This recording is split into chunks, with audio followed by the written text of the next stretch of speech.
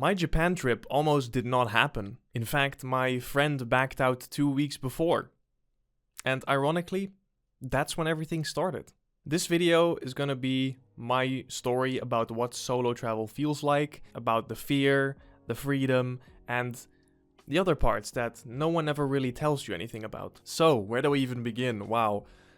Before I booked my grand holiday trip, I had already been planning it for a little while with a good friend of mine, and you might recognize him as James, you know, Takoyaki Boy number 2, who has at this point moved on to better things, you know.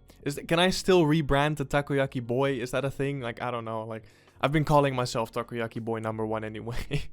But we were planning this trip together, and, you know, nothing personal against him, obviously. I mean, he kind of regrets it now, but he backed out at a very late stage in the planning. Just personal reasons, you know. He backed out, and suddenly I had this overwhelming feeling of panic and uncertainty and disappointment, of course, because I was like, oh well, we've been planning this for a long time, we've been saving up, you know, we were so clear on our intention to go, and then you just, you know, all of a sudden pull out. I almost didn't go because I didn't want to go alone. Like, that was scary as fuck. Hello, going across the globe on my own, 16-hour flight, you know? Ew.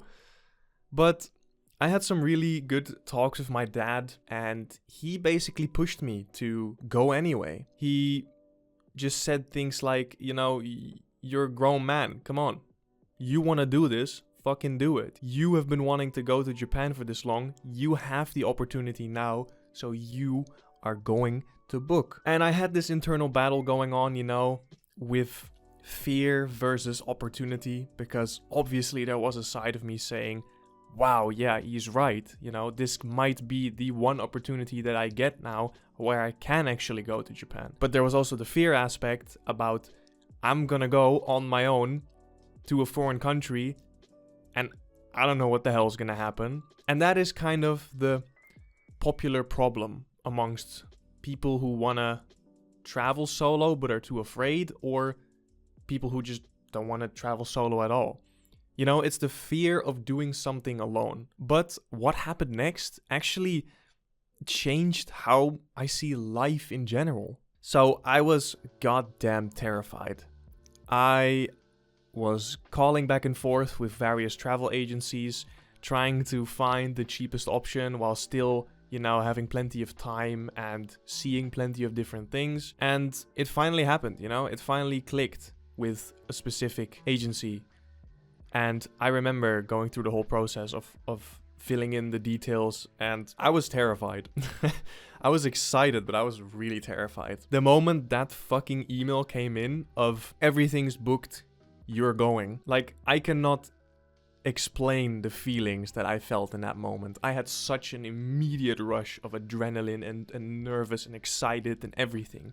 And I was like, what am I doing? Am I doing the right thing? Like, oh my god, is this happening? But that's when I hit a moment of clarity. This is gonna be my trip, my journey. And that moment became the reason the entire trip felt different. I was going to the airport in that morning before I flew to Tokyo, and there were a lot of questions and a lot of things going through my mind, you know. I'm gonna be alone in a faraway country. How am I gonna get anywhere? What if I can't navigate anything? What if something goes wrong?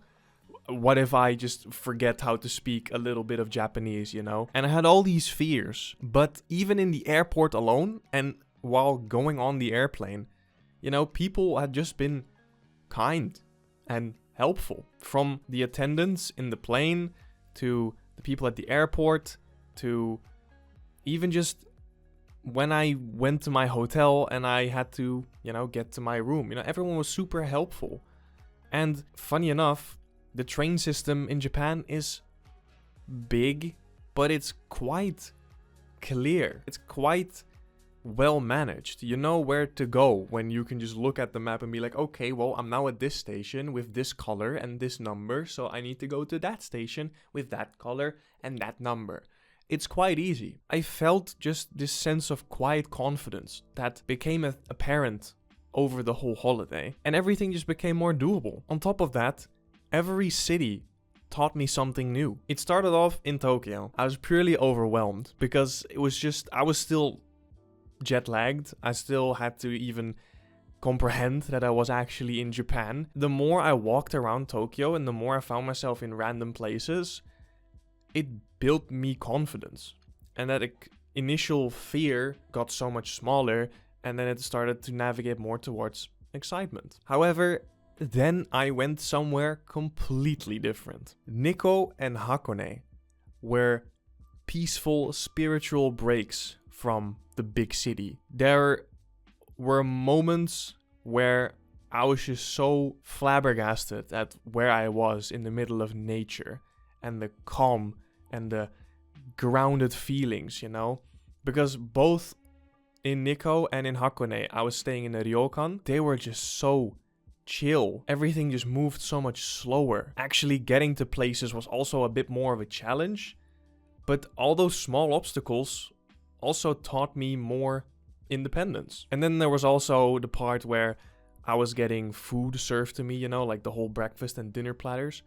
And I'm gonna be straight up, it was tough to get used to it. Because it is just a completely new cuisine that you just get shoved in your face. And hey, I don't want to be disrespectful. I'm eating as much as I can. But I am not a breakfast person. I might be tall, but I don't actually eat a whole lot because, depression and stuff.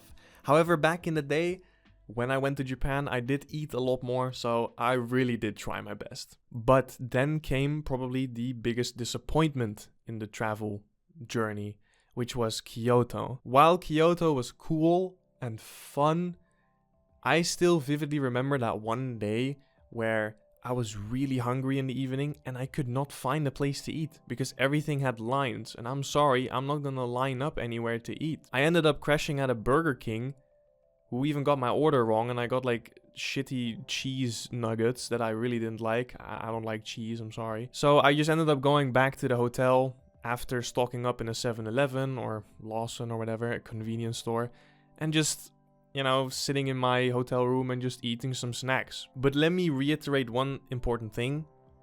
Solo travel isn't perfect. That's exactly why it's worth it. Because on the other hand, we move on to the next city, Hiroshima. And wow, everything just got 180 turned around in Hiroshima. It just felt good. It had a really cozy, cool feeling. I remember one time, one evening, don't know how, but my autism just decided to turn off, and I went into a random okonomiyaki bar. And I sat down. In front of me was this big grill. There were some people next to me, you know, we're kind of like, it was kind of like a bar setting. So we had like bar stools and everyone was kind of cramped up together. And we had the grill and the chefs literally like in front of us. And everyone would just make the food then in front of you. And this German family just came sitting next to me and I just started talking to them. And it was so spontaneous. And I felt this spark of human connection that I hadn't really felt in the holiday too much because, well, I also didn't really seek it out that much. But hey, that evening was probably the best I've felt in the entire holiday. And then we move on to Fukuoka, which in my opinion did not have too much crazy things going on. It was just a nice city to vibe in. But Osaka after that was probably my favorite city, period. There was crowded chaos that did not feel overwhelming.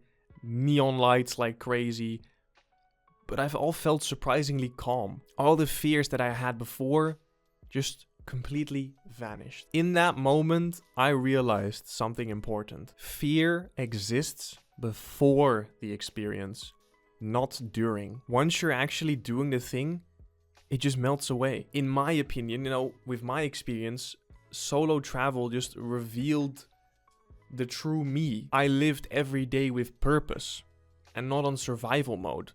I was living, experiencing. I was feeling good. I wasn't stressed and I wasn't coping with life, you know.